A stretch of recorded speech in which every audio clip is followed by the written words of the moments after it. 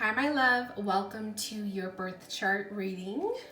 I'm going to be starting the reading off with setting the space. I just got done doing another reading.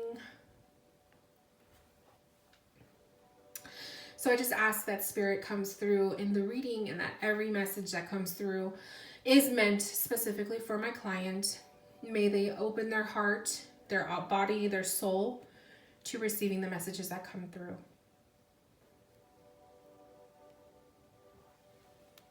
Okay. So let me move this.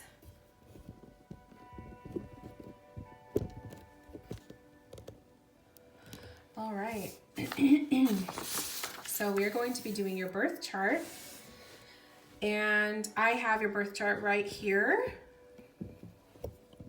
Please forgive me with my my very amateur setup.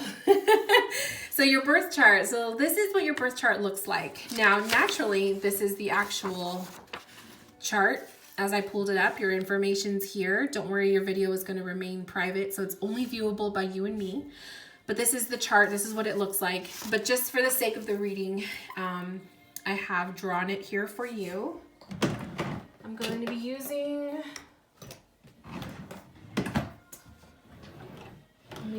Let me get a couple crystals so I could use it as pointers on the chart.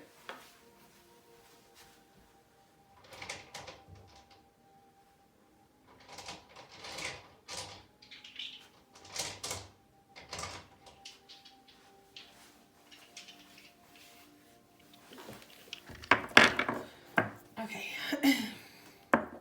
So, first off, this reading is going to be about anywhere from 30 minutes to 45 minutes. It can be quite lengthy. So get yourself a cup of tea, a coffee, a Starbucks drink. Have a pen and paper handy if you want to take notes. This will be a lengthy reading. First things first, you have a sun. I just don't want to light my paper on fire, so I need to make sure I don't. I don't do that. You have a sun and a moon sign. So your sun sign is in Gemini. Your moon sign is in Aries. Okay. So you have an air sun and a fire moon. Your rising sign is the first house. Your rising sign right here, the AC, is in the sign of Cancer. Okay. So you have a water rising. Overall, looking at your chart, you have signs in all of the elements. So you have fire, you have a lot of earth signs, you have some water, and you also have air. So you're pretty much spread out across the map with your chart. Let's start off with the first house. Okay, we're going to talk about the rising sign. So the first house, your rising sign is in Cancer. Your chart ruler is the moon, okay, because Cancer is ruled by the moon. So the moon is emotional. The moon is your emotions, okay? It's about feeling. So you're being ruled by a moon is you're all about emotions. You're all about feeling people's vibes and energies and sensitivities to people's emotions, okay? You connect with others through emotion. So your friendships, your relationships, your partnerships, your job, everything is connected through your emotions. Okay. So you've probably been told you're a very sensitive person. A Cancer rising, people can be so sensitive. You guys have moon-like features to your face. So you could have a round face or a round moon eyes. You could have like a real lazy face or like a lazy kind of a stance to you. Cancer risings can also be very, very curvy. Okay. So maybe you have thick thighs, big boobs. You could have a curvy figure. You could have an hourglass shape. You can have just like thickness to you. Okay. Voluptuousness with a Cancer rising. I put, you have the mother hen complex. So you may have had friends or family like joke on and tell you that you're like mother hen, you're like the grandma in the family, or the friendship circle, like you're that friend that likes to take care of everybody else. You like to make sure everybody is happy and good. And when someone is not feeling good in the friendship circle, you're usually that person that's there for them. You're picking up the mess for everyone else. You're also very, very intuitive. Cancer risings are naturally intuitive people. You have that sixth sense to you. You also hold memories really well, so you will never forget. There's things about your past that maybe you can remember that other people just can't. Maybe you have a very vivid memory of a childhood where other people just they can't think that far back. So that's a natural talent with a Cancer rising. Your positive and negative traits with this though. Holding memories means that you also hold grudges, and that you're prone to tapping into the past when shit hits the fan in relationships, and you'll remember and you never forget. So as much as having a very strong memory is important, it can also equally be a negative if you're not willing to let things go. You're also very, very moody. Very moody. Your mood swings change rapidly, probably throughout the day. You have a past. You're a very sensitive, hard outer shell. You have a past of sensitivity. So things that people say, you hold on to it. Like, that's why I'm saying, like, you have memory, like a real strong memory, and you could hold grudges. Someone could have teased you in middle school and you'll remember it till your adult years. Things like that. You'll have a hard outer shell. So you have to think that Cancer risings, Cancers are the crab. And the crabs have the shell. They have the outer shell, right? But they're very soft on the inside. So you have a hard outer exterior. People will probably tell you you're so strong, this and that. But on the inside, you crumble. And you probably crumble multiple times a month, so to speak. Multiple times a week, perhaps, depending on the time of year it is. And you silently cry to yourself, right? We have those moments, we break down, we're water signs. Okay, let's talk about your your Mars is also in Cancer. So Mars is this sign right here. Mars is in your first house. So the first house is all about self. It's your physical body. It is who you are, okay? And Mars is a planet of aggression. It's masculine. It's very action-oriented. It's where your motivation comes from, okay? So Mars in Cancer makes you a very impulsive person, okay? But you're impulsive with expressions of self, your physical appearance. So you might be that person that's prone to dyeing your hair or getting a crazy haircut when you're like super emotional, or you change your wardrobe constantly. Maybe you change outfits multiple times a day based on your emotions. You dress with your emotions. Maybe you change your physical appearance if you wear makeup. Maybe you one day you have a goth look, and then another day you're going for something more, you know what I mean? Like your makeup changes based on your mood. Your appearance changes as well. So like I said, getting haircuts, tattoos, your appearance, the way you dress, everything is represented by your emotions. But to have a Mars in your first house of Cancer makes you an impulsive prone person. So sometimes you make impulsive decisions, you don't think it through. And then later on, you're like, oh shit, why did I do that? Why did I say that? Why did I do that to my hair? Why did I, okay? You see what I mean? Your moods dictate what your appearance looks like. That's what I wrote down. Emotional triggers. So you could have very, very strong emotional triggers with a Mars in your first house of Cancer. Things that people say from your childhood. Let's say, for example, somebody calls you a name that you were teased at as a little girl, right? That would be a trigger for you in the present. Things like that. There's emotional triggers that just piss you off and they set you off. Let's see. We also, so emotional triggers with physical results. Okay. So physical results meaning you'll cut your hair during a drastic breakup, or you'll go get a tattoo when something major happens in your life. Those kind of things. You also can be good with having a strict quality to yourself as far as your healthy eating. and taking care of yourself. Mars is very, like I said, they're very physical. They're very action oriented. So you may, in your first house, you may care about your physical appearance to the point of exercising and, you know, being healthy and mindful. But to have it in a house of Cancer, you are also prone of emotional eating, okay?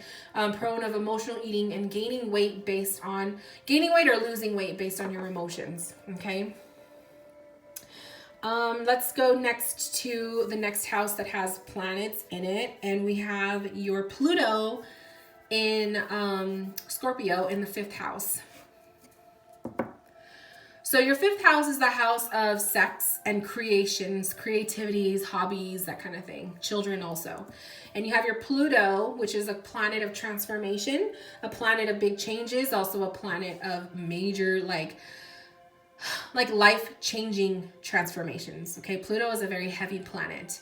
In the sign of Scorpio, Scorpios are known for, they're very they go deep. Scorpios are not about superficial stuff. And it's also a water sign.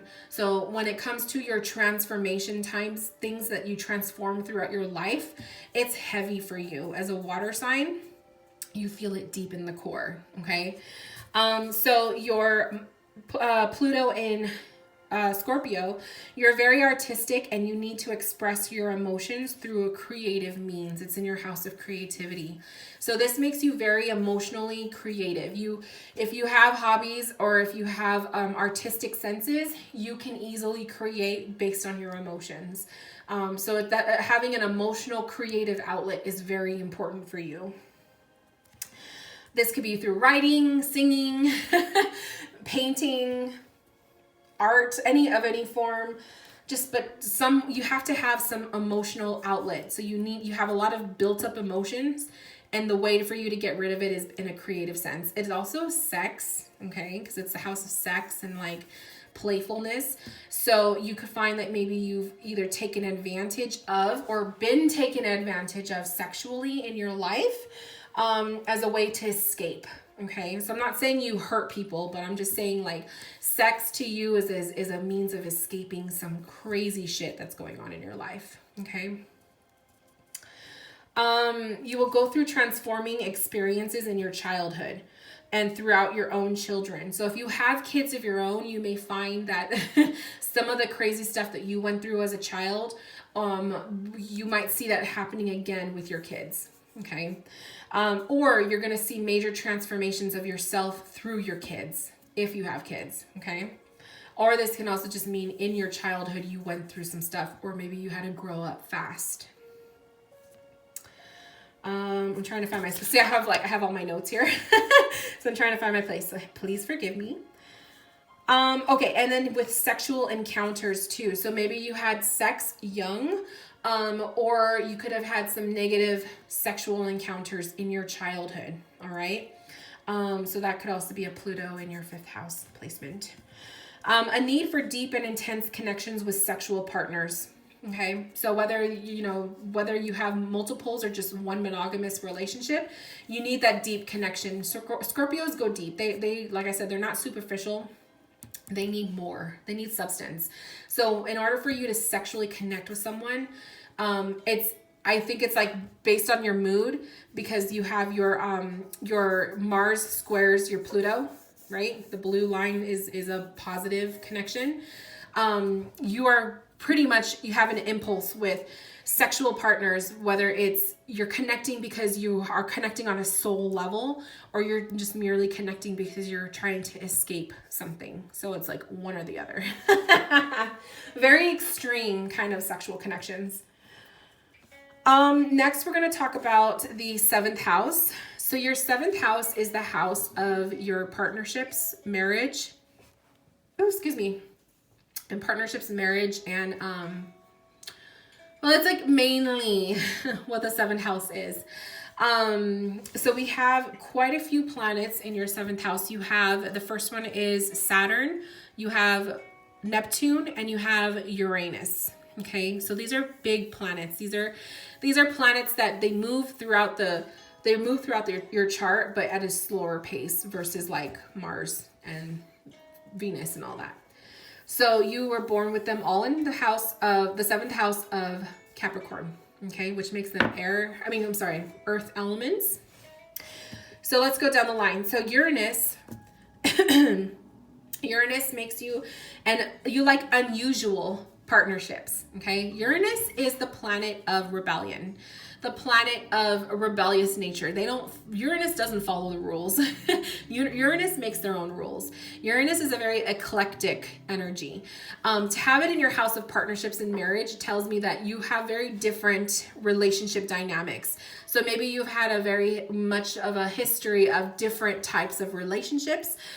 Maybe you are very open, so you'll date all around, not just specific types, but just different people and genders and just all of that. And then also when it comes to partnerships, like you have a different approach to your partnerships in marriage than maybe the typical traditional style. Okay.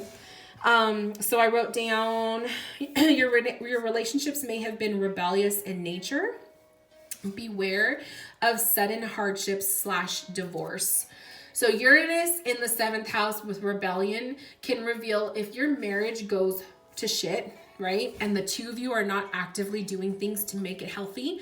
Uranus has a tendency to go off on tangents. So this could be affairs. This could be divorces. Okay. And I say divorce because divorce is still known as like, it's kind of taboo still, like marriage is supposed to be forever, so to speak. And then you have divorce, which is, it's an eclectic way to be. So there's that.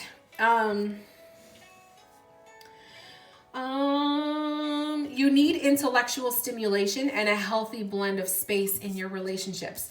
So Uranus needs space, okay? And it's really important for you to have a relationship with somebody who's going to give you space. And that's why I'm saying this is a very non-traditional relationship where maybe you and your partner have your own lifestyles. You work, they work, you both do your own thing. You have your own projects, your hobbies, your interests, but yet you still commune together in bed every night. But you have your own life aside from them, right? You're not morphing well, technically to an extent, when you're married, you're morphing your life together, but you still honor your separate interests. That's what will make your relationships powerful. Next, we have Neptune. So Neptune, you are looking for spiritual compatibility and love. Neptune is all about your spirituality, the illusions of life. But Neptune has a very spiritual sense to it, okay? So when it comes to relationships and marriages, Neptune is requiring a special mutual spiritual bond. So having kind of similar tastes in your spiritual connections, your faith, your religions, or whatever you want to call it. So to be compatible with that. So you guys don't have to be the same belief system, but if it's kind of compatible with one another, it'll be less challenging, so to speak. Like-minded viewpoints and similar interests as well. So definitely having similar interests will be helpful in this dynamic.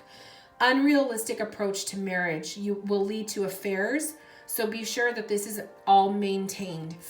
So having an unrealistic approach to your marriage is kind of like saying you're expecting that person to always be there 24/7, right? Even though technically they can't. Or also maintaining that space because Uranus requires that. Uranus needs space and freedom. Uranus cannot live in a cage, okay? Next we have Saturn. So Saturn will be cautious with love and marriage. So Saturn puts stops to things, right? Saturn puts a hold on stuff. And when Saturn is coming up in your house of marriage and partnerships, Saturn is the one that makes you hesitant.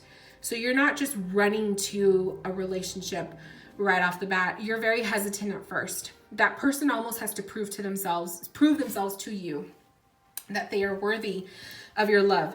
Going in deep here with with Pluto, right? So you need that. You need that love and affection. Like that's the same thing with sex. Sometimes you won't give out sex. You won't be having sexual relationships with people until they truly prove themselves to you.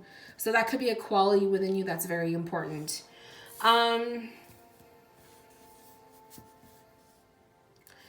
Yeah, so take things slow to be sure of what you want. You may be prone to be with someone older with a Saturn in your Capricorn. So someone older than you or dating much older than you could be a norm as well. You need mental stimulation. Someone with similar interests to maintain a strong bond. You're committed in your love, but if things are overwhelming, you risk losing it all. So you're very committed with your relationships, but if shit hits the fan and nobody is willing to put in equal effort to make this work, this can crumble. And definitely these signs together can result in divorce. Okay. So that's just like the negative sense to it. Your Saturn is opposing your Mars in your first house. So that red line, Mars opposes both Saturn and Neptune. So that's where that whole divorce thing comes in. If things aren't changed, if things aren't perfect, that Mars is quick to action, will just cut it off. You'll be quick to cut off or write off people in your relationships if things just go sour, okay? And that's where that impulse comes from that we talked about earlier. Okay, so next we're gonna go into your moon. So your moon is over here in the 10th house of careers and public speaking, public appearances, the 10th house.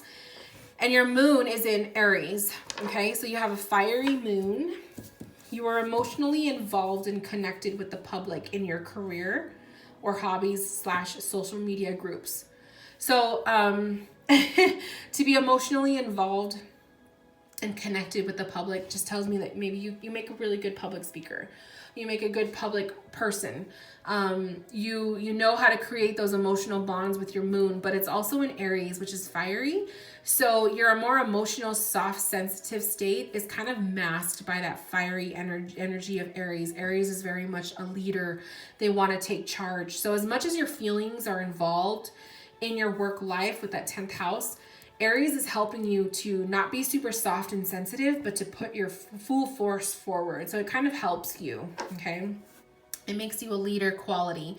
So like that's where your ability to be a leader or a manager or the creator of your own business, kind of an entrepreneur, like this is a really good element for entrepreneurs. I wrote that down too.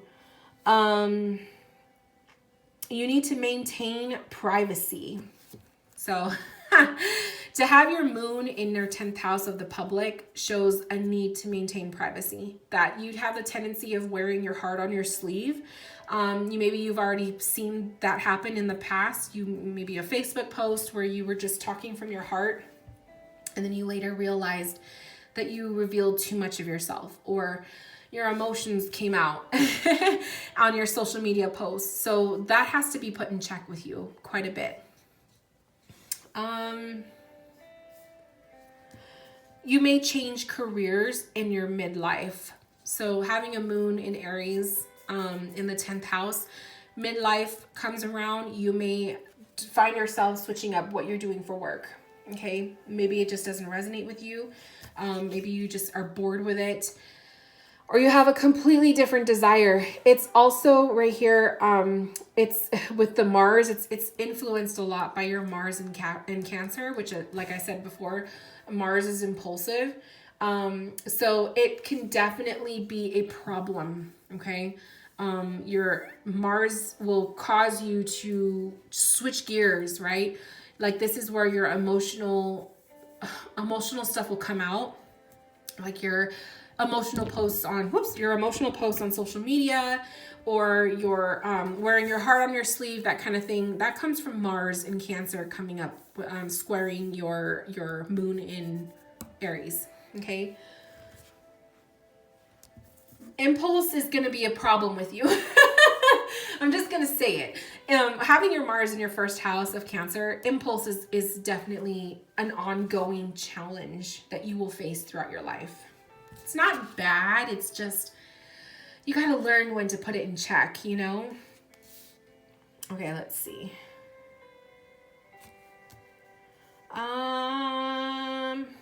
Okay, let's talk about your Mercury in Taurus. So we have Mercury in Taurus in the 11th house. The 11th house is all about the community, your friendships, your networking, social networking. So we have Mercury, which is a planet of communication and your intellectualness. So your ideas and the way that you communicate those ideas comes from the house, the 11th house of how you socialize. And also it's in Taurus, which is an earth sign, I'm sorry. Taurus is earthy sign. So this automatically, I wrote down, it makes you a social butterfly, that you have those tendencies. You have many acquaintances, many acquaintances, but maybe less super tight friends, right? So you may have a lot of people who know you or that you associate with, but very few of those people are very close to you, okay? You need to filter out a lot of these people to find the good friends, the people who are worth maintaining in your life. So you may find yourself surrounded by a lot of people, but maybe you feel lonely at times because none of them are super close. I wrote social butterfly, making plans to stay connected, dinners, crafts, hanging out, etc. Very important for you. So you're kind of like that person that likes to initiate. Let's hang out. Let's go together. Let's get together. Everybody, like in a big group kind of a thing. You're usually that person. You're a social butterfly. You may be the glue to get everyone to stay connected. So maybe you're that person that just keeps everyone connected and for so many years staying friends. Maybe you find yourself being that glue to the friendship. You're clever. You may be, clever. You may be maybe a thinker. Okay, I'm sorry. I can't read my own writing. Okay, you're a thinker and a communicator. You have singing talents because this is like the way that you express. So maybe you have a talent with the voice. A lot of times Taurus people have good melodies. So you might have a good singing voice. It could be a hidden talent that not a lot of people know about. Karaoke comes to mind. What else?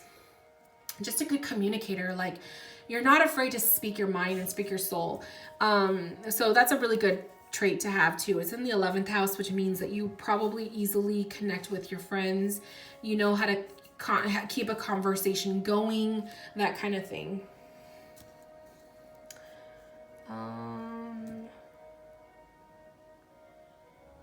You do well in group settings, clubs, and hobbies of interest. So being with a bunch of people doesn't overwhelm you, although emotionally wise, after a while, you'll probably be like, okay, I need a break. But for the most part, this sign, Mercury in your 11th house, gives you that ability to connect with people in groups, and you do really well with that. You're well grounded with that, so to speak. It also opposes your Pluto, okay? So Pluto is in the 5th house and your Mercury is, and it doesn't completely oppose it, but it's the 11th and the 5th house do oppose each other. This is your creativeness. This is like your social stuff. So sometimes maybe you'll find drama, okay, in friendship circles. That could be a common issue with you. So if you notice that you have a lot of drama surrounding your friendship circles and your social circles and whatnot, that's probably because of the way that the way that this is, the 11th and the 5th house, and then having Mercury could be a gossip. Okay, so be careful with those tendencies of being a gossip with the friendship circles. Next, let's go to the 12th house, which you have a ton of planets in your 12th. You have your sun. So you have your sun in the 12th house of Gemini, Jupiter, and Venus. So your sun is who you are. This is how you radiate. So your sun is in Gemini. Geminis are very gossipy, intellectual, fun, vibrant. They have a lot to say. They love to learn. They love to be involved in so many things. So to have your sun radiate in that energy just shows that you're definitely a light to be around. Your Jupiter enhances everything that it's around. So this Jupiter in your conjunct your sun really just enhances all of those things about yourself. And then you have Venus also in the 12th house, and Venus is the planet of love, romance, and beauty. And so you radiate with beauty. So you probably have a lot of people compliment you and tell you, oh, you're so beautiful, or you have beautiful hair, or you have, they compliment a trait about you or your appearance. It's in the 12th house, the 12th house of undoing.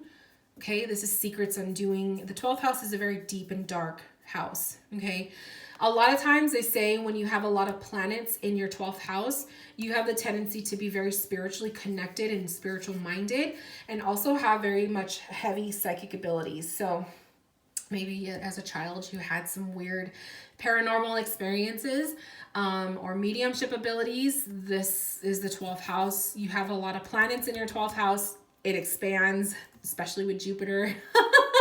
So you maybe have mediumship abilities, or you have weird weird experiences growing up as a child with paranormal. Okay. So your sun, your privacy is needed to self-reflect and withdraw from everyone in a while. So definitely with your sun in Gemini, just like in any sign, we need to find a way to detach from everyone else and relax, right? And I feel like the sun in your Gemini is too much of a good thing, right? Especially because Mercury is very close to the cusp of next to your sun. So the way you communicate, you're the center of attention, or you're the topic of conversation a lot. A lot of people have a lot of need for your attention and your opinions on things. And so that could be very consuming. And the 12th house is a house of privacy. So you kind of need that for yourself. So you may be that person where, yeah, you're a social butterfly, but when it comes down to you needing your private time, it's also equally as important. Your Jupiter in Gemini, you're very inspiring with your work and your words. So people are constantly giving you compliments for what you do. It enhances your sun. It helps with confidence to put yourself outside of the comfort zone. So that Jupiter next to your conjunct your sun is a very positive trait. Your Jupiter is helping you be a better person. And it expands on your beauty because it's with Venus. Excuse me. Venus and Jupiter, open and honest with your love. Excuse me. I have the burps. Open and honest with love once you are comfortable. So Venus is kind of saying, like, once you're comfortable with a person, you'll go deep. Venus in your 12th house is like when you meet that right person, when you connect romantically, you go deep. And you need that deepness, that mental stimulation. It's very attractive for you to find somebody who is just, they're not shallow. They go deep within. And that's also with your Pluto and Scorpio. Okay. You need someone who's going to go deep in conversations. So we have Mercury here that is conjunct all of the signs. You just have that necessary feeling of connecting with someone on a deeper level. That is a must for you. Communication. You need communication in any relationship, whether it's romance or friendships or work, to be healthy and desirable for you. Okay, so let's talk about the planets that are not planets. These other pieces. So they're in orange. I already talked about your ascendant, which is Cancer rising. So let's talk about, what do I have next? I have your midheaven. So your midheaven is over here, the MC. Your midheaven, and it's in your 10th house. The midheaven talks about like who you are on the outside. Your first, who like when you go for a job interview, this is who you come out to be. It's also your purpose. Like, well, life purpose is technically North Node, but this is like what you're supposed to do career-wise, okay? So your midheaven is in Aries in the 10th house. It makes you a very confident and natural in the spotlight and with public speaking and public affairs. So any kind of a position or a career where you're a public speaker or you are dealing with the public community, being an advocate of something, this is a powerful placement for you.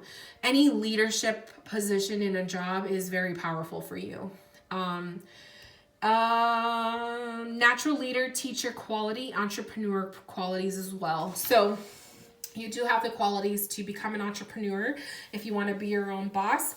Teachers or mentors also, that's a really good path for you. Counselors, just people who are in a level of authority, telling other people what to do, how to do it, and being kind of like a motivational speaker, okay? Next we have Chiron in Cancer. So Chiron is this planet here. It's actually an asteroid. Chiron is the wounded healer. This is all about the pains and the trials that you go through in life, the lessons that you have to go through. It's in your first house of yourself and body. So this is body image, okay? This is dealing with stuff with your body image, having confidence in your body, confidence in yourself, self-esteem. You lack an understanding of who you are. So this is a challenge for you in this lifetime. Who am I? That's constantly like a question that you ask yourself. Emotional turmoil, depressed qualities with a Chiron in your first house. So if you battle depression, that's where that comes from. You may feel that you don't fit in with society. Okay, so that's why you're constantly asking yourself, who am I? Why does everybody else seem like they know what they're doing with their life and I don't? That kind of stuff. Journey with self-discovery, early childhood restrictions, and embracing freedom in adult life. So early childhood restrictions could be maybe your parents were very strict when you were a child. So you had a bedtime at an earlier time, or you weren't allowed to do or experience things in life. So with a Chiron in your first house, it's really important for you in this lifetime as you grow and become an adult that you experience things that you didn't get to as a child. You'll be a good teacher and an example of self-worth to others. So like I said, a motivational speaker or just a teacher of somebody, or people who struggled with a body image thing, or if you struggled with an eating disorder, you struggled with, like I said, self-love. Chiron in your first house is there's issues with your body, issues with your look, your appearance, and who you are, okay? I also have Chiron in my first house, so I could totally feel you on that. Okay, next we have the North Node. Your North Node is in Aries in the 8th house. The 8th house of other people's money, death, life, rebirth, all of that.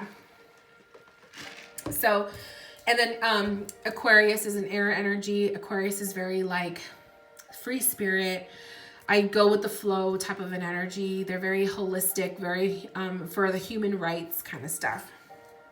So this is saying that you have a long life living into your 90s to the hundreds. So if you have family members, your ancestors that had long lives, maybe grandma, grandpa lived into their hundreds, you most likely will too. This is a house of seeing inheritances. So maybe you will receive inheritances throughout your life from other family members who pass, or receive one big, large inheritance at one point in your life as well. You are emotional. Oh, I'm sorry, wrong one. Abundance with inheritances throughout the life. Yeah. The past life of bad money choices. So the 8th house opposes the 2nd house, and the 2nd house is all about money. So your past lives that you've had, you were really bad with your money spending, okay? You had to learn a lot of lessons with money. So in this present life, money, you will be receiving money from other people. So inheritances, or marrying someone who has a lot of money, or, being able to be fortunate with your wealth and your finances. So that's going to be a good one for you to see. You will struggle with getting what you want versus what you need in all areas of life. So that is with your romances, your relationships. What do I want versus what do I need? With your work, what do I want versus what do I need? Those are lessons that you have to learn throughout this present life. And I think it's a lesson because what you want was always money in the past life, and if you knew you couldn't afford it, you would still give it to yourself. So that's why in the present life, it's like you may see some financial abundances coming your way, and it's going to be a test of how well you are with your spending. Learn to release drama and live a more simple and objective approach to life. So the little things, shed the little things. Don't worry so much about the little things in life. See the bigger picture. Don't be so focused on the small, minute details. Okay. So I think you have a beautiful chart, my love. I love it. I hope that this kind of gave you some aspects to think about your life and yourself, and all of the above. If you have any questions, comments, concerns, please let me know. If you would like me to mail you your chart, because I have the chart written out and then I also have your notes that I took. If you want me to mail this to you, I totally can. Just let me know. Email me, give me your address, and I can mail this to you. Otherwise, this is the end of your birth chart reading. Let me know what you think of it, and I will talk to you soon. Bye, love.